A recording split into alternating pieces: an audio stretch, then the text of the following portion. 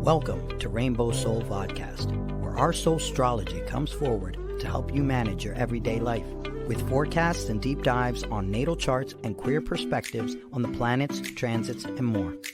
A group discussion about upcoming transits with tips on how to read these transits in your own chart. Hollis offers years of wisdom and natal chart knowledge with Bright Hawk's positive perspective and Lacrosse's inquiry. We offer the complete queer astrology experience. Welcome to Rainbow Soul. Please help us by subscribing, sharing, and commenting and reviewing. You can also learn where else Rainbow Soul is offered on our website at rainbowsoul.show. Welcome. Welcome, everyone. Welcome. I'm Hollis Taylor, and I'm sorry we've been gone for a couple weeks, and I'll explain that in a little bit. But I am one of your astrologers here at Rainbow Soul Vodcast. Welcome, and thanks for tuning in. And hi there, I'm Bright Hawk, one of your astrologers and musician, storyteller, artist. You can learn more about me at brighthawkproductions.com. I'm Lacrosse Ortiz, host of Master of None, still working on that. The creator of the Fool's Journey Color Journal, and you can find me on Instagram, Facebook, TikTok, and Spotify. Fantastic. Welcome, everyone. I want to give a little bit of a explanation of why we disappeared for 2 weeks. My son fell out suddenly, essentially, and I jumped on a plane to I live in Colorado, to Pennsylvania, to be at his side, because he was put in a medical-induced coma. Turns out, though, that he had a heart syncope episode, which is where you just kind of don't get quite enough oxygen to your brain, so you pass out.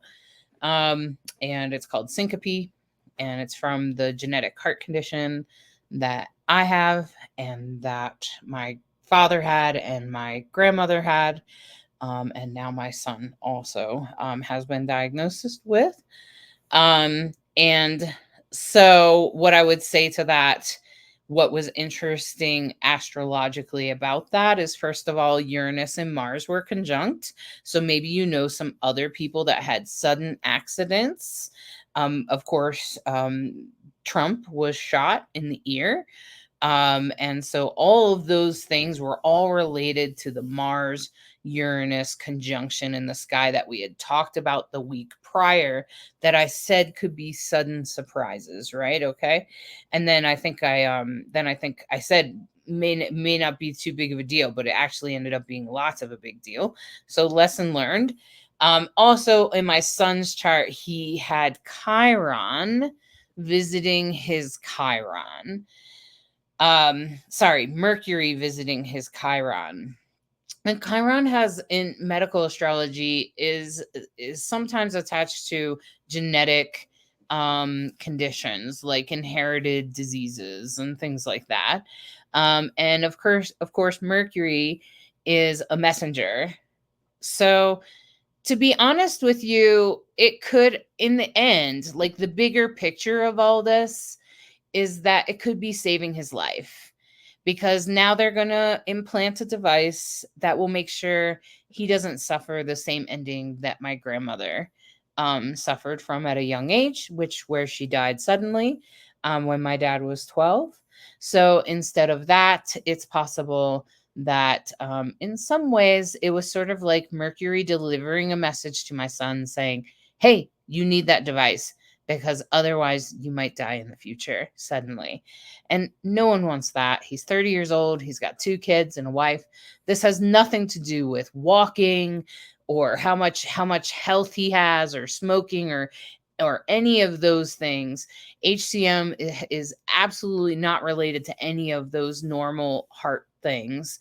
It's actually a genetic condition that makes a part of your heart a little bit bigger. And that part of the heart that's bigger can vary person to person, therefore vary the way it shows up. And some people have symptoms the way I did, and the estrogen probably also protects my heart a little bit. But of course, my son is male and has mostly testosterone in his body. But that doesn't explain why my grandmother fell out suddenly, right? So we don't really know why some people fall out and some people have symptoms. But what we do know is that people that fall out, especially at a young age, also often suffer from sudden cardiac death. So as a result, James will get an ICD implanted in his body, which will shock him if he ever falls out from sudden cardiac death. It will shock his heart back into life and he won't die. So, frankly, I have reflected on it numerous times, and thinking about the astrology that I know and knowing that Mercury was talking to his Chiron in the moment, I am aware that maybe it was delivering a message. And what's interesting is that the whole process of this, the whole process will end when Mercury goes direct. So Mercury at the moment was moving over what we call the shadow period, which we explained before, sometimes brings on incidences that are dealt with during Mercury retrograde. And then when Mercury starts to go direct, then by then it's usually resolved, right? And so that's what's going to happen. So Mercury kind of passed by its shadow period, and then it started going retrograde just as he got to the appropriate hospital, and we figured out what needed to happen. And frankly, since it's an electronic device and it involves surgery, it's actually kind of better that he doesn't get the surgery until after Mercury is direct. So as much as it sucks that he has to wait and he has to wear a life vest in between, in the long run, it's probably better. So that's pretty much what happened. I hope you can understand that. Of course, that took me and Brighthawk completely out of the picture. Frankly, I've been spending way too much time, 12 hours a day in a hospital for the past 10 days. And it was a lot. And I've just gotten home, and here we are recording Rainbow Soul. So I will review more of the astrology, and just to say that it's even with astrology, you can't predict what will happen next. But sometimes I feel like looking at it can sometimes help make sense of things.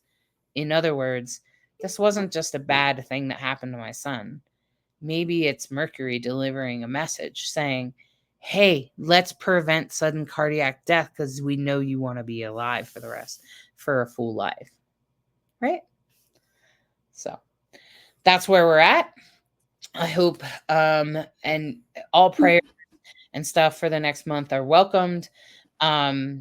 He will have surgery in the beginning of September. Okay. For an ICD. And if you look at a subcutaneous ICD, so that means it'll go in his armpit, and it's not really high risk or anything. And it mostly is just a little wire on his sternum that will shock him if his heart goes out of rhythm. So that's it. Okay. So, let's take a few minutes I know I could use it. Let's take a few breaths to center.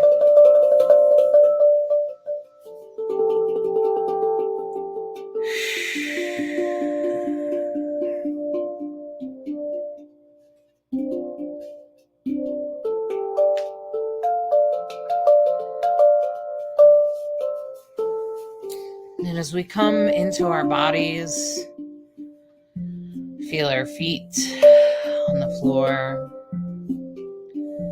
our seats, under our bottoms. Close your eyes if you can. And just allow your breath to be calm, blowing out a little extra than what you take in.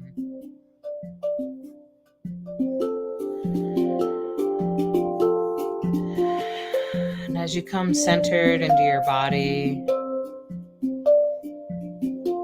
I welcome you to take this moment to step out onto the path, staring up at the dark sky,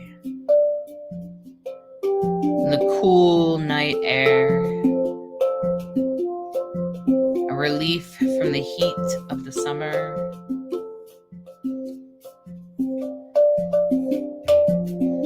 feeling the cool air on your skin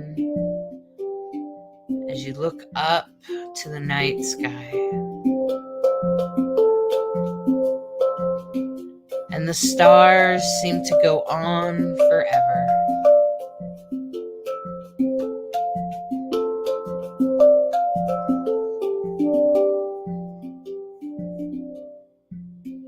And just as we start to stare up at the stars,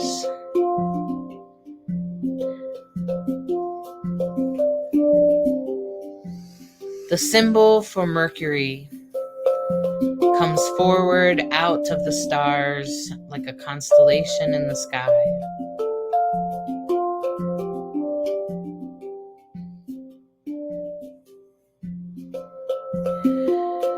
Mercury pulling forward to deliver messages to you, to others around you.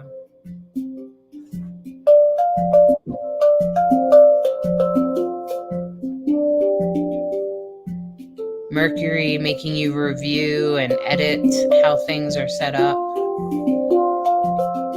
Is this healthy for you? And Mercury reminds you that right now, as it's going backwards in Virgo, right now, he wants you to review your health, your wellness, your connection to the planet, your purity,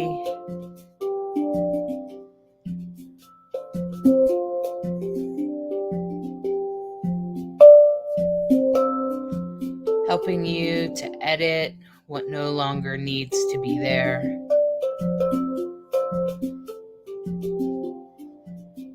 Reminding you of your power as it moves back into Leo,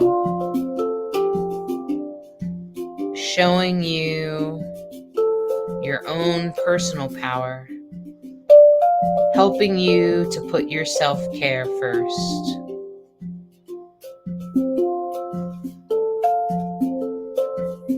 Helping you to recognize what's good for you.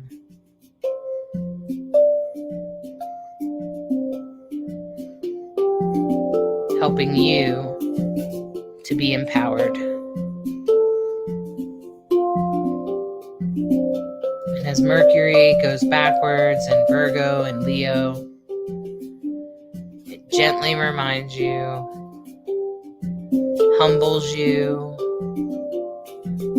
and helps you find a balance of wellness and ease.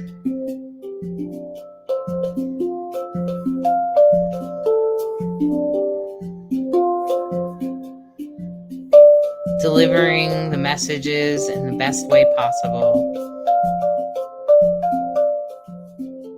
whether through discontent or struggles,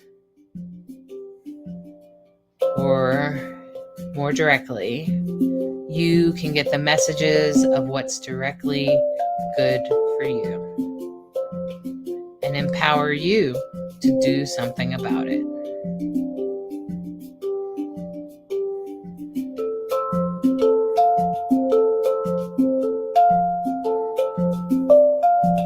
And Mercury reminds you that in the end, it's trying to help you, help guide you in your life, and to put you on the right path.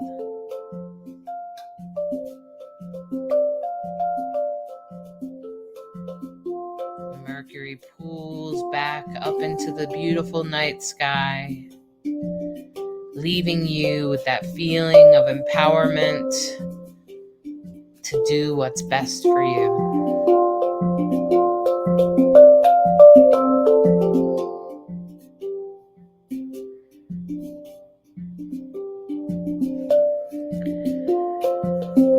And as you come back into your body under that night sky, and you come back into yourself, into the here and now, you feel your feet on the floor, Feel the seat beneath you. Take a deep breath and come back to the here and now. Open your eyes, wiggle your toes and fingers. Come back to the here and now at Rainbow Soul.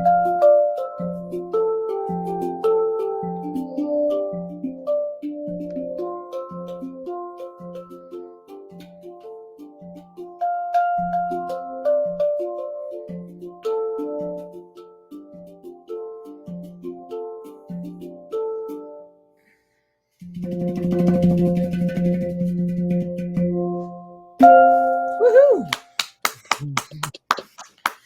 Well done, Bright Thank you Hawk. very much. Well done. Oh boy.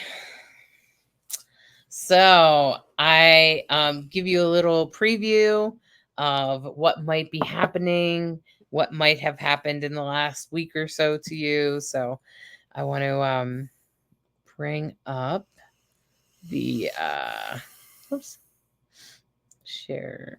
There we go. There we go. Just have to. Oh, it's already up there. Great. And it should be here. So I went all the way back to the first because like we wanted to do it last week, but it just was too chaotic with being in and out of the hospital. And we were in Pennsylvania. We were staying in someone else's house. It was complicated. And I was still kind of like full tilt, trying to make sure that my son understood the diagnosis and just trying to be there for him. It's not exactly an easy thing to get these kinds of diagnoses, just saying. So that's where I was on August 1st, but I thought I actually just came home at that point, but I would have done it the week before that, if I could. And what I started to realize that was happening is that Mercury started to slow down on the 1st. But as you can see here, that Bright Hawk pointed out in the slide here, that Mercury was square Mars, which I thought was interesting because I think people, regardless of what your experience with Mars Uranus conjunct, I think we started to like speak our truth. We started to say what was necessary. You know, Mars in Gemini is going to speak its truth anyway. And Mercury, as it starts to station in Virgo, is going to be about self-care. And it's also going to be about, you know, like what's healthy for me, what's good for me, because that's Virgo's main focus. And Mercury's very at home with Virgo. It's also going to be about what's pure, what's right. Sometimes Virgo can be a little bit perfectionism, so that may have come forth in your experience. But at the same time, Uranus is in a square to Venus. So that's like surprises in regards to relationships and stuff. So this might have been what has happened to you since like last week, late last week, like Wednesday, Thursday. Just, you know, if you were experiencing some relationship things or some conversations that might have been a little bit more uncomfortable, especially through the weekend, that's probably what's going on there, especially with Uranus in a square to Venus. And I don't want to spend too much time on the past. Yeah, I agree. I think the main thing is talking about that Mercury square Mars at the beginning of the month. And yeah, we could go through these dates fairly quickly because, you know, looking back is only so helpful. But you can see at this point that Mercury is stationed. It's still meaning it's not moving in Virgo at 3 degrees. And it moves to 4 degrees. I think it starts to go retrograde here very soon, but it's in its shadow period at this point. And those squares and stuff still remain, although there's more trines by the time we got to Saturday. So if you started to feel things lift over the weekend, those are those trines. We did have a yod pulling from Neptune and Pluto pointing at Venus, which makes me wonder. Venus and Leo made me think about, especially like, I was just wondering, like, if it was not quite perfect. It looks like Saturday into Monday. Yeah, Saturday, Sunday.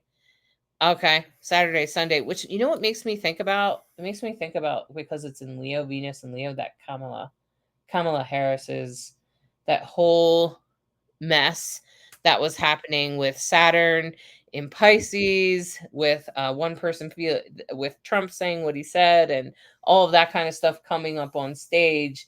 That's That- almost like destined. Like he was destined to put his foot in his mouth on Friday.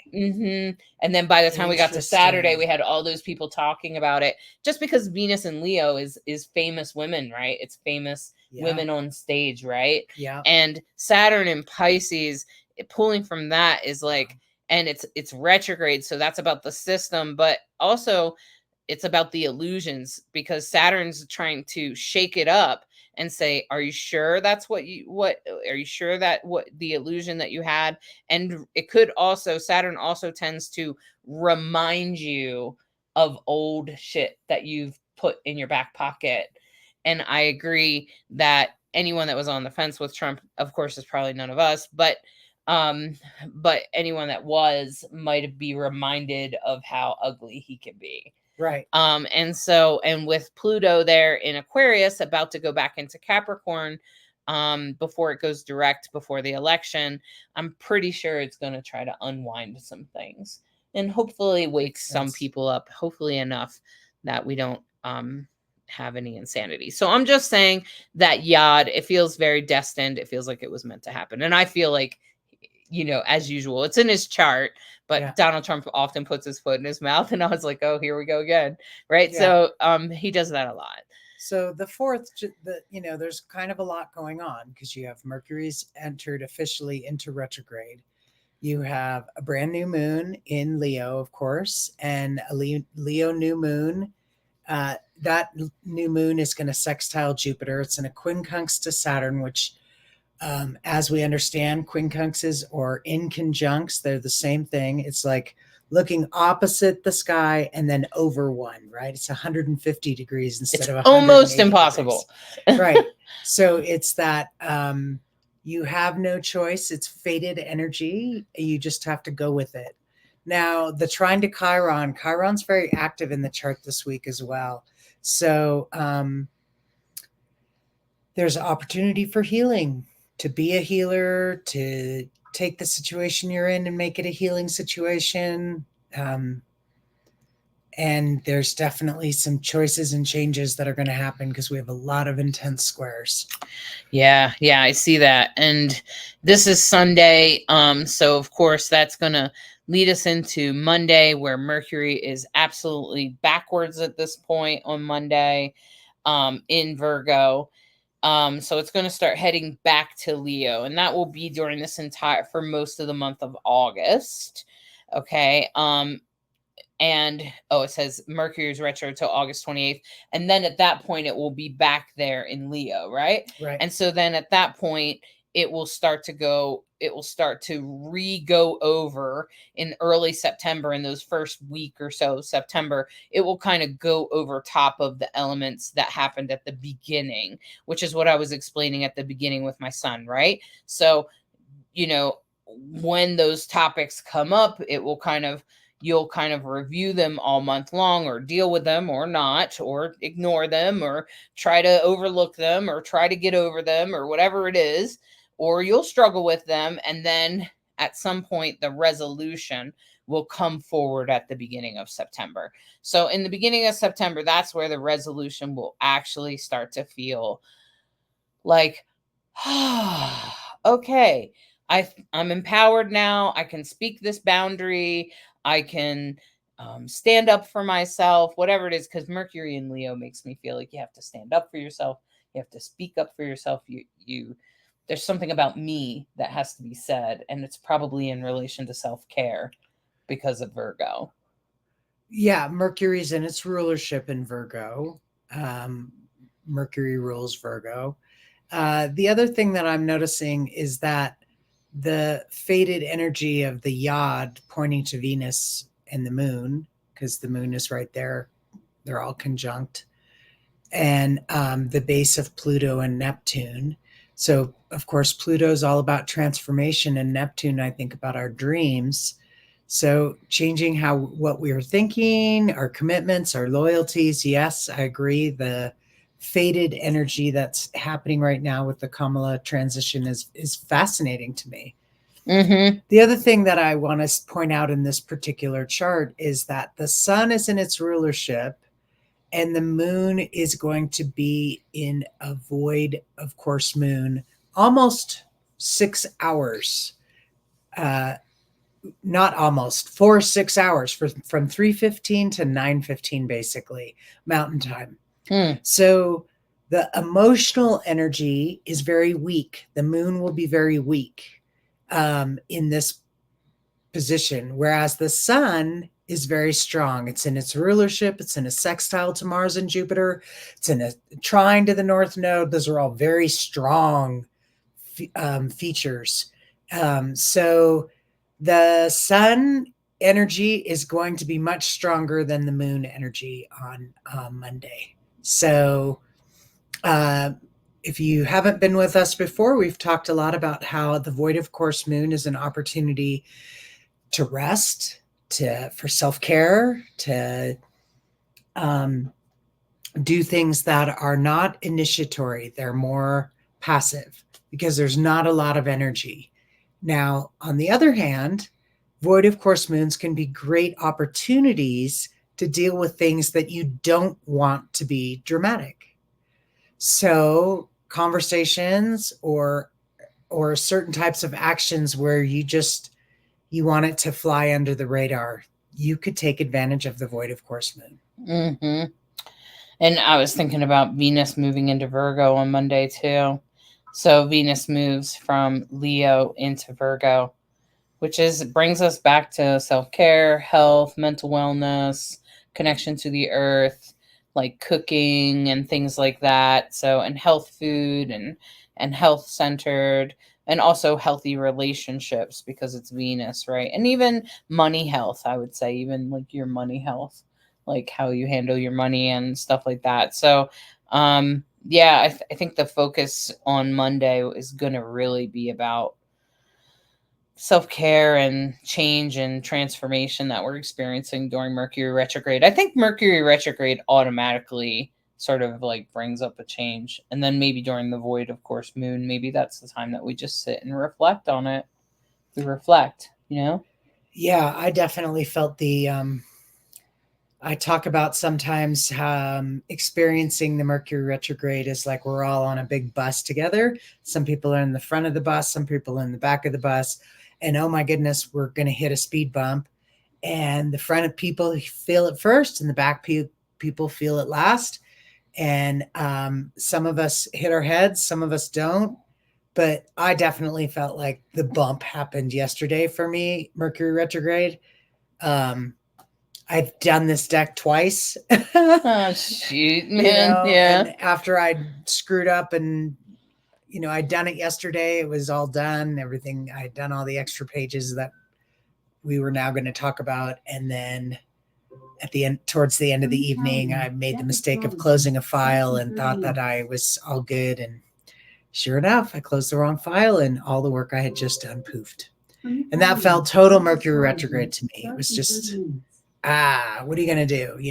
Do it over. So I got up this morning and, redid the last 6 pages. So, well, thanks for doing it. I'm sorry you had to do it twice. Yeah. So I definitely felt like I was in the front of the bus on the Mercury retrograde. I have Mercury in retrograde. So being reflective that's fine. Having to do things twice because something got screwed up. Do I have to? I don't think anyone wants to. I don't want to. Yeah. So right. It's that kind of fun energy. Mm-hmm. Hang in there. What Hollis and I both notice is that it's usually the beginning of Mercury retrograde, the first few days, and then after that, things tend to smooth out. Yeah, it smooths out until it comes back out. Hopefully that's true for you. Let us know. sometimes when it comes out, you might feel it a little bit, but only if you resisted whatever changed during the Mercury. Right. I find that when it's on its way out, it's a smoother transition. Yeah. Now on Tuesday, of course, Mercury is still headed backwards. It looks like the moon move into Virgo with Venus and all that. The nice thing is a lot of the harder aspects in the sky have pretty much chilled out. And the sun is in a sextile to Jupiter. And frankly, that feels really good to me. It's also in a trine to, looks like the North Node. And I feel like that's pretty good too. I feel like there's a lot of good aspects, as well as Uranus is in a trine to Pluto.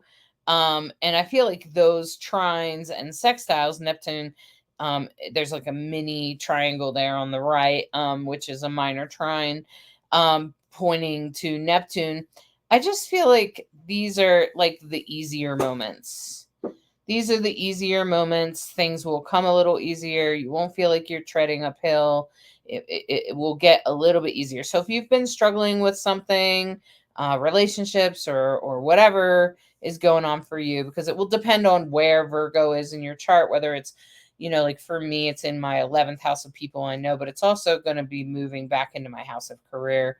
So I'm very aware of where it is. And so that's where it's affecting, right? That's the big part of my life that it's affecting right now.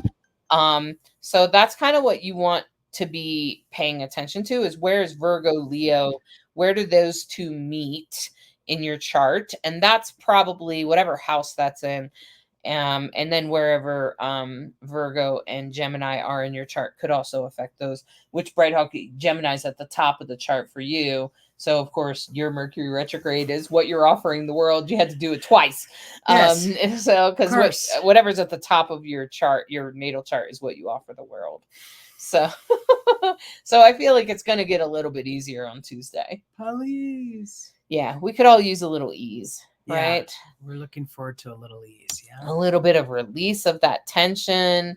Although Wednesday, I worry a little bit with those oppositions with the moon. Sorry, Bright Hawk, did you notice the moon is here? I feel like it's kind of okay here.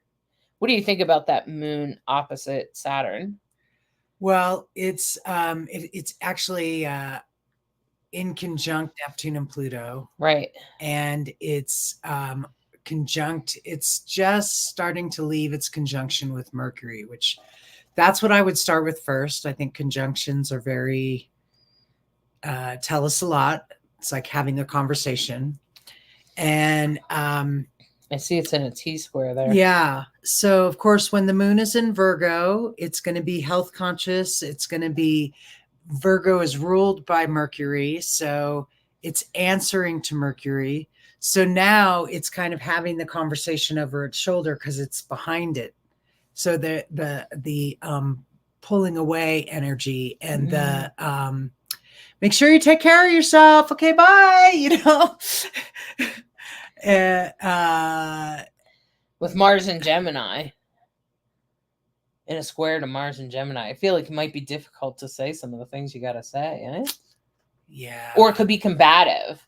Like, I know that I've had relationships where I speak my truth and maybe I don't do it as clean as I could do it, but maybe it's because I feel unheard by that person. And so then that can make things come out kind of screwed up. And then that person reacts with something stupid. With the square to Uranus, I'd be very careful about, is it true? Is it necessary? Is it kind? Right. Those, I think it's the 5 questions. I want to say, I think it's 3 questions. Is it kind? Is it necessary? Is it true? Is it true? Yeah. That's it's a Buddhist story or something. Okay. So always a good practice if you can pause before you blurt something out. I know all about blurting things out because that's what what Sagittarians tend to do. We sometimes we're funny because we blurt stuff out, and sometimes we can be inadvertently, for lack of a better word, cruel. So when you see that square, I'd be a little cautious. Yeah, I would just pay attention. Just, you know. So you that don't seems- say something you regret, Yeah, basically. just don't try not to. But it might just happen. Sometimes I say shit where I'm like, did I just say that? I said that. Ooh. But sometimes it's necessary to say those things, even though you didn't like consciously think of it before. Like, you have to say those things sometimes. I think it's necessary. Yeah. And going forward on Wednesday, then the moon moves into opposite. The moon is conjunct Juno over there, but it's also in opposition to mostly to Neptune almost perfectly. So that makes me wonder about illusions and stuff being busted, maybe from the day before, from saying your truth. Oh, interesting. That could be. In relation to that, because it's the moon. Right? Well, It's always the moon here we're talking about. Yeah. And it's opposite. So the moon on this, the other thing that's kind of potent in this, when you look at it, is that the moon is in a T square. It's opposite Saturn, and it's in a T square to the trine in Uranus. So that so the conversation with the moon and Saturn is being facilitated by Uranus, which Uranus is always going to say, go big, change it, This is your path. This is what you're supposed to do. Yeah, not afraid to stir the pot at all. Uranus is the pot stirrer. So could even knock the game, but it's in a trine, so I think it's going to be helpful. Hopefully, yeah. It's in a trine. It's in a trine to the moon. So and you keep seeing this minor trine that's going on all week, goes on for like 2 weeks, frankly. The Uranus, Pluto, Neptune minor trine, that just goes on and on for weeks. Yeah. Yeah. And when we move into Thursday, of course, we have an opposition to the North Node. That makes me think about relationships. That's the first thing that stands out, but also that it's still that the moon is still in a trine to Uranus, and now we have the South Node in a trine to Mars. So I feel like the action that you're making in regards to relationships with people are actually really good. I actually think that it's going to be really good because you can see a kite flooring there, and I think it's going to peel away any illusions that there may have been. Because I feel like toxic relationships or relationships that don't belong, they often have a lot of illusions around them. Like one person thinks everything's okay, the other person is like, fuck you, no it's not.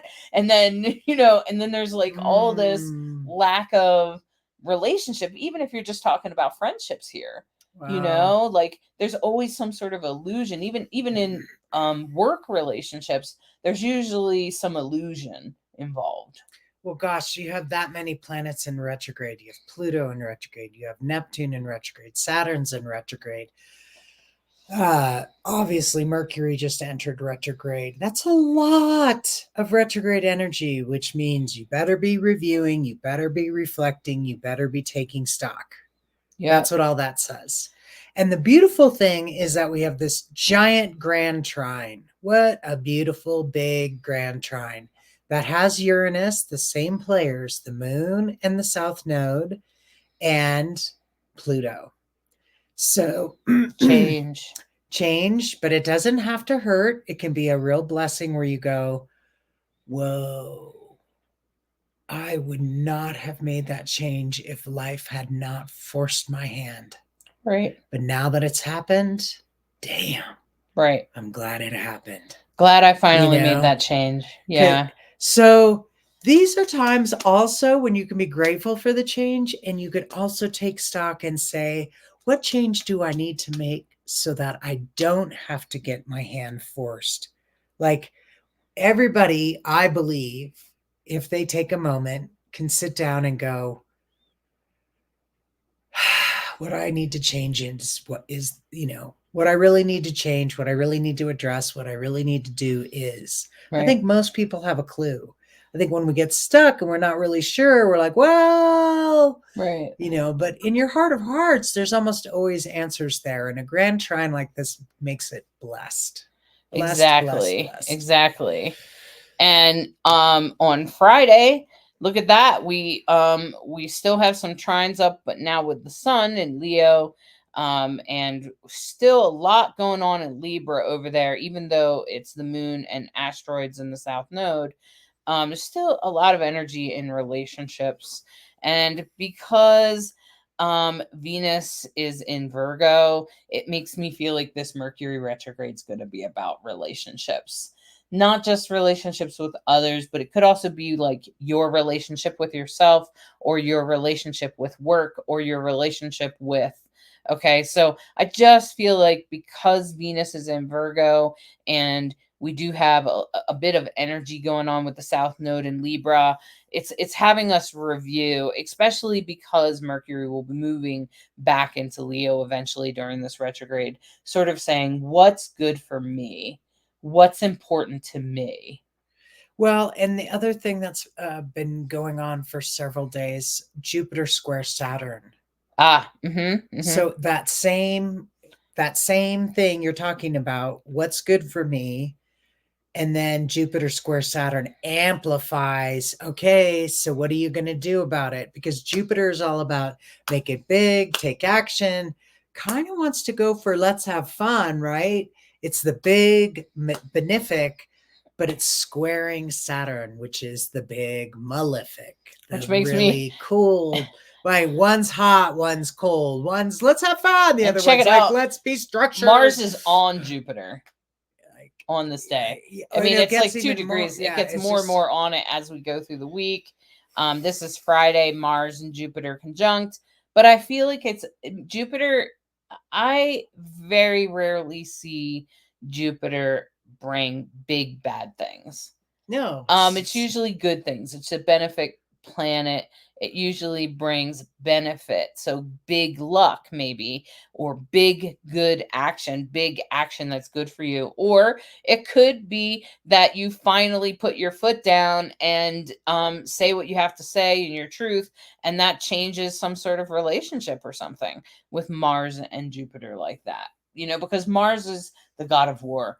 It's action, but it's also, and Gemini is very verbal, right? So it just makes me feel like Mars and Gemini always makes me feel it's very verbal. It's a very verbal placement. Anyone with Mars and Gemini understands that, because I have Mars and Gemini, and we are very verbal people. And then so that Mars and Jupiter together, it kind of like makes it bigger. For sure. Makes me wonder about impulse control. People who have issues with impulse control, you may, or even ADHD. I mean, Jupiter and Mars, don't be surprised if you're feel like ready, fire, aim. Like, oh, wait, what am I aiming at? What? Yeah. So that would be Friday. And, that's probably going to be a really strong point while it's in a square to Saturn. That's probably going to be a really strong point for the weekend. So the other thing I wanted to just say, we have an interesting void of course moon. Sometimes they're 15 minutes, half hour, what have you. We are going to have a void of course moon that begins on Friday night and goes all the way into Saturday, almost 25 hours later. Wow. Starts Friday night, ends 10 Saturday night. So if you want to have a chill Saturday where there's just not a lot of emotional energy, plus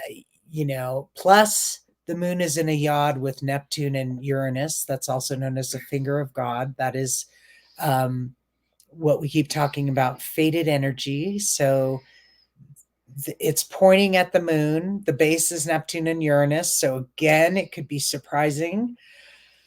It's not going to have as much intensity because of that void moon. So it might be, with the square to Pluto and the opposition to Chiron. I mean, and the fact that it's got Uranus involved, you're probably not going to realize it. Something's going to happen. It'll be a surprise, but hopefully a good surprise. Right. There's just not a lot you can do about Yod's finger of God. Right. It's that get on board, try I feel not like to get it's dragged. relationships again. Yeah. Yeah. You know, the thing I've learned about Yods is the best thing to do is get on board. Do not get dragged. You will just end up under the bus and then go, so how do I get on board? Okay, I'm ready to get on board. Avoid the getting dragged part. Right. And you know, you still have that minor the minor trine with Uranus, Pluto, and Neptune. You know, Uranus and Neptune are in a lot of aspects this chart, and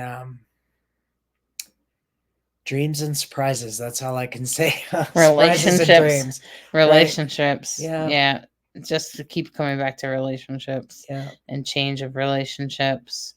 And then when we get into the weekend, Saturday and Sunday, you know, there's not necessarily a yacht or anything, but yes, there is. Look at the okay, so the one from Venus and the moon pointing at the North Node. So I feel like that's very destined for sure. So if by the end of the weekend you start having some relationship changes, well, you know it was destined meant to be. And anything you said earlier in the week, maybe it needed to be said, okay? And sometimes I think it happens. And sometimes it's necessary, especially when you feel like certain things, like, you know, you've been sitting on something for too long. I hate when I do that. And so, you know, with with Vesta and the moon, the Vesta and the sun in Leo, I feel like that's very dedicated to yourself, even though it's in a trine, and it's in a trine to Chiron. So I feel like that could be good for somebody. That could be good for you to say, I'm really dedicated to making sure that I work out, or I do the self-care, or speak up for myself, or whatever it is. It definitely, because the sun was square Saturn for a really long time, and now it's in conjunct, which of course is that fated energy, but it's trine Chiron. So there is that real opportunity for healing. Yeah, because Chiron's really the wounded healer and has been trying to poke at us now for some time over there in Aries, asking us to reflect on what's good for us. And, you know, and so if you have dealt with any kind of genetic things that have come up for you, I know I have, and I know I'm not the only one. There's lots of people that could be dealing with, oh my gosh, now I have diabetes like my mom did, or you know, or even mental health things where you're realizing it's like generational trauma that has come back to you that's happening. I think that also applies to Chiron, because I feel like that is inherited disease. It's mental health, but it's still inherited, and it came to you because your mom was abused, right? And then your mom abused you, or whatever, or your father, or whatever it was. But with Chiron and Aries, I think it's been trying to make us aware of those things we've inherited, including like money problems and other things that can be inherited. It might depend on what house Chiron is in for you. So for me, it's in my 6th house of health. So, you know, everybody has Chiron in a different, well, not every, but a lot of us have Chiron in different houses. And so you might want to take a look at where your Chiron is. And that's kind of the season that's been going on for a while. So, but you know, if in this Mercury retrograde, I feel like Chiron is sort of the sort of umbrella saying, hey, you need to do this to make you, you know, so that you're not dealing with this problem, or you need to have better mental health care, better self-care, or you got to take care of your finances so you're not stressing about money all the time, or whatever it is that you've inherited that needs to change. So take a look at that. And I'm pretty sure this week is going to be a lot about what do we need to change? What have we done? And how can we change it?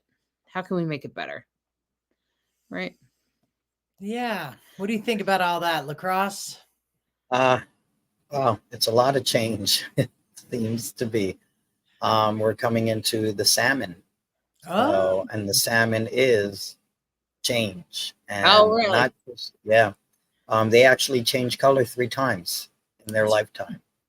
So I think, and it's not just about the change, it's about the adaptability, because even though things are changing, you can change the easy way or you can change the hard way. I think the And whole this is point is, salmon season because the salmon are going up yep, the river, right? Okay. yep, So see, because they're they're going both from water. salt water yeah. back to fresh water. Fresh. It always blew my mind. The first Yeah. time I learned that, I was like, "What? Yeah. And then they swim upstream, which is fascinating to me. Yeah. And they actually go back to their birthplace Right. so that they can have lay their eggs or whatever. But I think it's, like I said, change doesn't have to be a bad thing. It doesn't have to be a hard thing.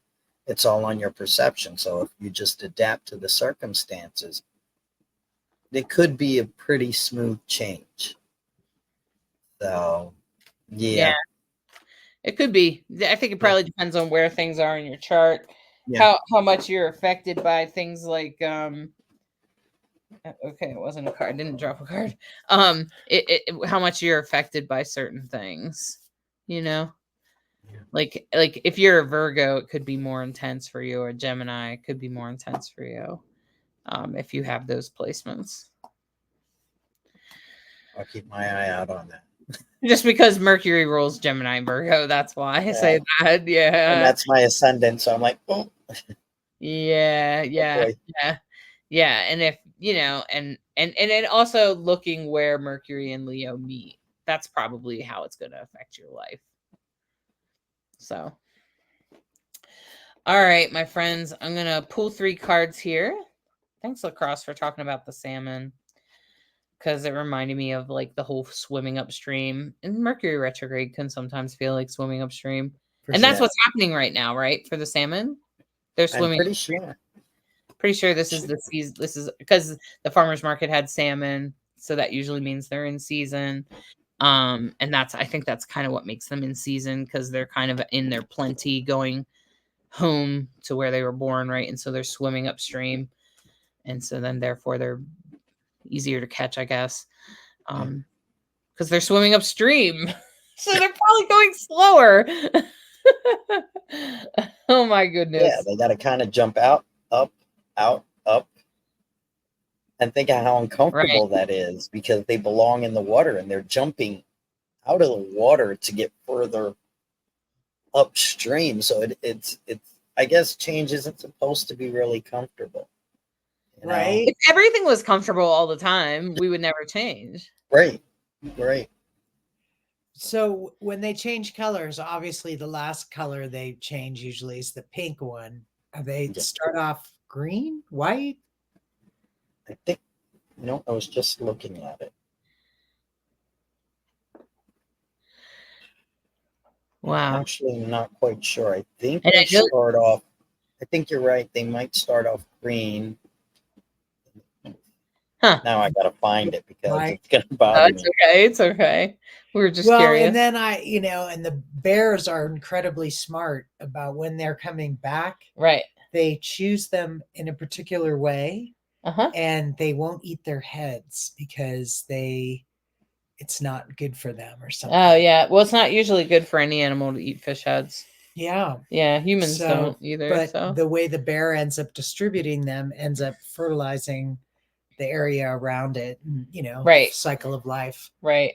Fascinating. I was thinking about the them swimming upstream and jumping in the water to avoid the struggle of swimming upstream.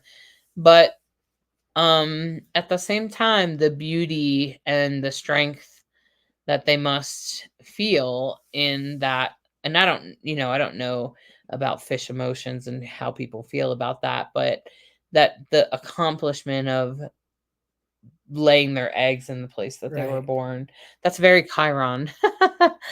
Very Chiron. That's very Chiron. Cool. Well, do you have a reading for us, Hollis? I do. Okay. So,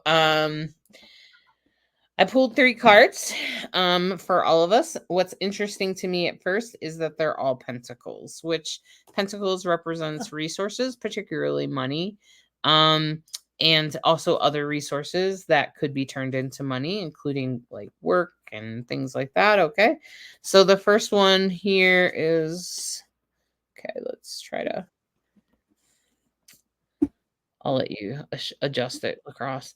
This is Yeah. the page of Page of Pentacles. Um, it's a card that's very much about it's very much about like the resources we hold. In fact, it's a kind of a reflection of almost the American lifestyle of having more than we need.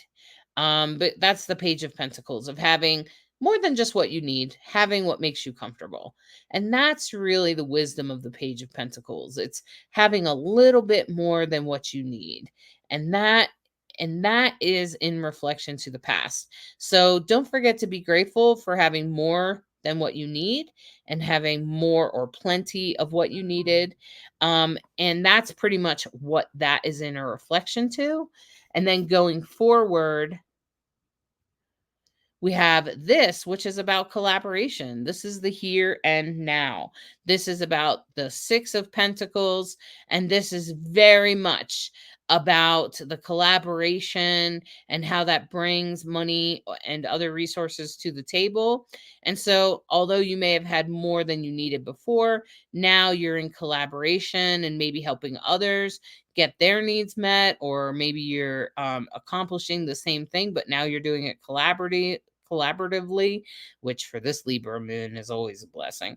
But not everybody likes collaboration, but I sure do. Collaboration is beautiful, and it can be harmonious, and that's really what this is about a harmonious collaboration. And going forward, that it will be a great manifestation. This is the 10 of Pentacles. This is about loyalty. This is about staying connected to each other. This is about committing and having commitments and pulling us forward to where we are feeling very empowered. Okay.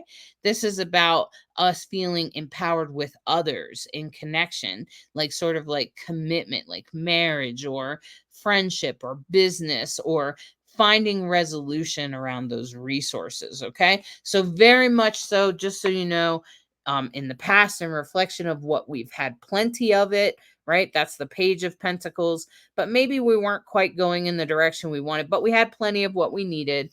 And going forward, collaboration is beautiful. It's great. It's what's needed.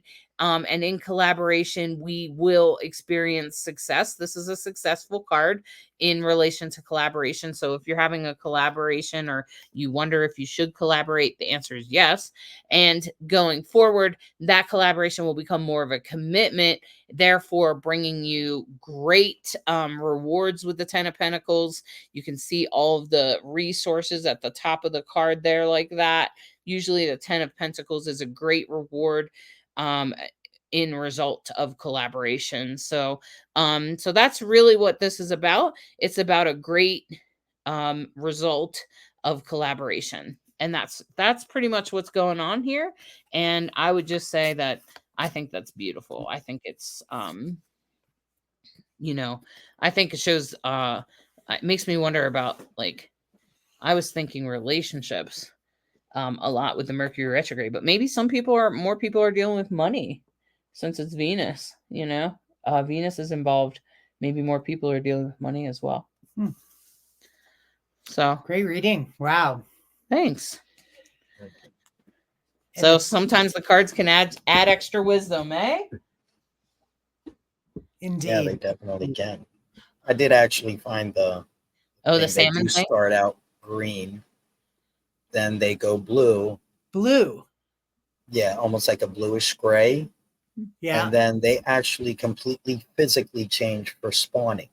Like even their face, their whole body changes. So they go red. And then their face is green and it starts arching forward. Wow. Which I'm sure is to help them Oh, because they have to swim upstream, so Wow. maybe Yep. it's like sort of That's like so helping them cool. do that. Yeah. But also for spawning, so that helps Yeah. them be more attracted to each other, maybe. Yeah. You're amazing. Yeah. Yeah, I guess they don't have sex, do they? They're fish. Yeah. No, I think they lay eggs. Yeah. Okay. So, Just We saying. know how sex works. yeah. I'm just like, yeah, I don't know about all that. I don't know. Fish are, fish. It's a Well, little I think they different. lay eggs Yeah, and then yeah. usually No, it's right. You got it. yeah. Well, gosh, I hope the astrology, I hope everybody has a great week. I hope that the new moon, that you set whatever intentions and create your magical blessings for the month during the new moon. Can be real simple, but it's a powerful thing to do. I hope the Mercury retrograde is easy on you, and that whatever changes, may they be blessed. May you be blissfully, delightfully surprised. Yes. So, All right. make sure to like, share, subscribe. If whatever you can do, that every little bit helps with the podcast. All right. So thanks for watching Rainbow Soul, where we try to be Rainbow Soul Astrology. Let me make that correct. Where we try to be a bridge between you and the stars. See you next week. Bye-bye. Bye. Thank you for listening to this week's Soul Astrology and subscribing, liking, sharing, and reviewing. We hope you enjoy this dose of Soul Astrology and encourage you to embrace the week ahead with an open mind and heart so that you may integrate the deepest of lessons from the stars. Take a moment to step outside and honor the planets, stars, and moon in the sky with your heart. Integrate the messages that resonate and leave the rest for someone else. We deeply appreciate each and every one of you. Always remember that you are perfectly unique human with an exclusive star map of your destiny, your soul purpose, and your heart's desire. Thank you again for tuning in to Rainbow Soul.